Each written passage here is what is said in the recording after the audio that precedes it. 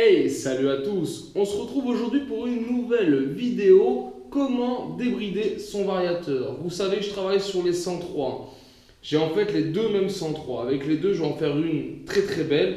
Et puis la deuxième, je verrai ce que j'en fais. Mais aujourd'hui, mon projet principal, parce que vous voyez, j'ai déjà nettoyé pas mal de pièces. J'ai sélectionné les plus belles que j'ai entièrement nettoyées, qui sont ici. Et aujourd'hui, ce qui se passe, c'est qu'il faut que je remonte mon embrayage sur ce moteur. Ça, c'est le moteur avec la machine que j'ai eue. Bonne compression, franchement, donc je l'ouvre même pas. C'est clair et net, je le laisse tel quel. Par contre, ici, hop, on va venir donc remonter l'embrayage. J'avais un embrayage de fourni que vous aviez pu voir. Je l'ai ouvert et j'ai posé les pièces telles quelles elles sont arrivées quand je l'ai ouvert. La machine que je veux refaire, c'est celle-ci. Et donc la donneuse d'organes, c'est celle-ci. Allez, on va donc déjà commencer par faire le point de ce qui m'a été livré avec la mobilette. L'écrou de serrage, cette rondelle qui pour moi ne va pas là, mais qui était là. Ici la cloche qui est dans un état un peu pitoyable, mais qu'on va donc nettoyer. Derrière mon disque qui lui n'est pas vilain. Il est encore bien mat, vous voyez, il n'est pas brillant, donc ça veut dire qu'il n'a pas trop souffert. Il est plutôt beau, mais bon, on nettoiera quand même. Une étoile. Normalement, sur l'étoile, vous avez une rondelle. Là, j'ai rien, j'ai qu'une étoile. Bon, c'est comme ça. Ici, le disque. Pareil, il va falloir que je nettoie. Mais bon, il est là. Derrière, on a donc ici les billes. Et comme vous voyez, j'en ai déjà que 4. Normalement, c'est 6 billes d'origine. Donc, cet embrayage, c'est pas pour rien qu'il a été démonté. Il a déjà été bidouillé. Alors, l'idée, on verra, on expliquera après. Hein, de 6, on peut mettre 4 ou on peut mettre 3. Nous, on partira plutôt sur 3 billes. Il nous reste ici l'entretoise, donc là, pas de souci. Et après, il nous reste le vario en lui-même. Donc, on est presque bon. Il va quand même me manquer quelques pièces. Donc, pour compléter tout ça, j'ai démonté l'autre embrayage sur l'autre 103. Donc, on va redispatcher les pièces pareil. Comme ça, on est sûr de ne pas se tromper. Et on va voir quand même qu'il y a une petite différence par rapport au reste. Hop, pardon. Si je fais les choses à l'envers, ça va pas le faire. Donc, voilà. Ici, vous voyez, on a déjà bien notre rondelle et donc notre ressort qu'on va venir mettre ici. Le disque qu'on va enlever. Voilà. Clac, clac. Ici, hop. On a bien notre disque. Et là, on a bien le plateau avec les 6 billes, vous voyez. Donc voilà, celui-là est d'origine. Notre entretoise et notre embrayage. Donc voilà, on peut voir la différence entre ce qu'il y a d'origine et ce qu'il y avait dans le mien. Donc du coup, c'est pas compliqué. Je vais prendre les plus belles pièces. Niveau des billes, je vais prendre celui-ci. Niveau de la cage, celle-ci est bien plus propre que l'autre. Les étoiles, par contre, moi je vais prendre les deux. La rondelle, je prends aussi. Les disques, on va comparer.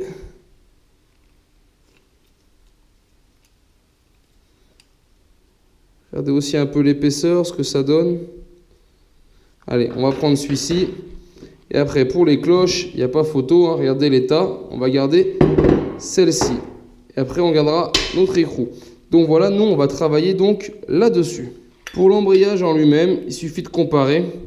Voilà, celui-ci est quand même plus propre que celui-ci. Donc c'est l'inverse, vous voyez. C'est celui du premier moteur qui va aller sur le deuxième, mais c'est pas grave, on garde les plus belles pièces. Donc j'ai nettoyé toutes mes pièces, comme vous pouvez le voir. Voilà, hein, tout est propre. Donc maintenant, on va pouvoir procéder au remontage du variateur, mais en le modifiant. Pour commencer, on va repartir donc dans l'autre sens. On récupère donc l'embrayage. On vient donc y mettre notre entretoise. Vous voyez, là, il y a un déport en bas, l'hélice. Le déport vers vous. Voilà, comme ceci. Puis, on va venir y remettre nos billes. Mais là, on va procéder à une modification. Donc, avant de remonter le plateau, le porte-billes avec ses billes, petite explication rapidement. Quand vous tournez, vous avez un effet force centrifuge. Les billes vont donc sortir de leur logement. En venant sortir, elles vont venir appuyer ici sur ce plateau qui, lui, va venir appuyer sur le disque. Et là, hop, ça entraîne votre mobilette. Du moins, votre roue arrière. L'idée, c'est d'enlever des billes. Alors, il y a plusieurs techniques. Il y en a, on va trouver souvent, comme on avait tout à l'heure sur le plateau. Hein. qui est ici, va sur l'embrayage là, c'est qu'on a 4 billes. Donc ça fait quoi le fait d'enlever 2 billes? C'est-à-dire qu'on a quand même moins de billes, donc moins de pression au niveau du disque. Donc pour avoir la même pression qu'avec les 6 billes d'origine, il va falloir que notre moteur tourne plus vite. C'est ce qu'on veut. On va dire on va retarder la fermeture de l'embrayage. C'est-à-dire au moment où ça va mordre et que ça va entraîner la roue, on sera déjà un petit peu plus dans les tours, donc on aura un petit peu plus de patate au démarrage. Mais faire comme ceci, avec 4 billes, ça marche. C'est très bien. Il faut essayer. Hein. Vous essayez à 6, vous essayez à 4. Et moi, après, on va parler de 3 billes. Là, à 4, l'idée, c'est quand même de garder un équilibre au niveau des billes. C'est-à-dire pour que la force centrifuge soit parfaite. Vous voyez ce que je veux dire? Là, on manquerait un peu d'équilibre. Ça marche très bien, mais moi, je préférais en faire une sur 2, comme ceci. 3 billes. Voilà, là, au niveau de l'équilibre, on est pas mal. On a une bille de partout. Donc, c'est encore pire, vu qu'on a une bille de moins, donc plus que la moitié des billes sur 6, on n'a plus que 3. Il va falloir avoir 2 fois plus de pression pour venir écraser notre disque. Donc, ça veut dire que là, on retarde encore un peu, donc le moteur aura encore un peu plus de tours au moment où l'embrayage va se fermer. Donc voilà, moi je vais partir sur 3 billes. Après, essayez, c'est facile à démonter sur un 103, essayez 6, essayez 4, essayez 3. Moi, je préfère partir donc sur 3 billes. Voilà. Après, donc derrière, on va venir mettre le disque. Voilà. On va venir remettre ici cette partie. Donc voilà, là on est bon. Et après, on a donc cette étoile. Là aussi, il y a moyen de retarder encore un peu plus la fermeture de l'embrayage. L'étoile, elle est montée avec une rondelle. Voilà. Et là, au niveau de l'étoile, on est d'accord, si vous appuyez dessus, il y a quand même une certaine résistance. Ce qui est possible de faire, c'est de doubler cette résistance. Donc en mettant 2 étoiles. Donc là, forcément, c'est plus dur. Ça retarde, une fois de plus, la fermeture de l'embrayage. Mais ça peut être aussi trop dur. Donc ce qu'on peut faire, toujours dans un souci d'équilibre, c'est qu'on va remettre notre étoile d'origine. Et celle-ci, soit on la met en doublon, soit on va venir couper 2 pattes, de façon à quand même renforcer la résistance de la première sans trop insister. Donc là aussi, ça a essayé en fonction des réglages. Donc moi, je vais couper 2 pattes et on va en remettre que 2. Allez, donc je vais couper mes pattes sur cette étoile, juste avec une pince coupante, tout simplement. Moi, je tortille un peu comme ça, et voilà. Et du coup, je vais venir la mettre ici.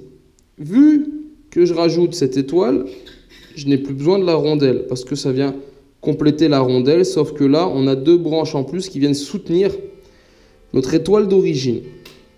Et donc après, voilà, on peut remettre l'ensemble. Avant, on va quand même vérifier qu'on est bien aligné ici au milieu, de façon à ce que tout puisse rentrer correctement.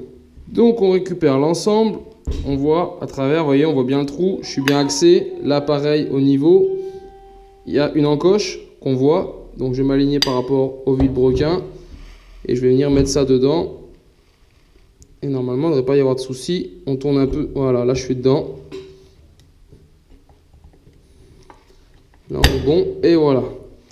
Là c'est parfait, on est en place. Et je viens donc remettre mon écrou.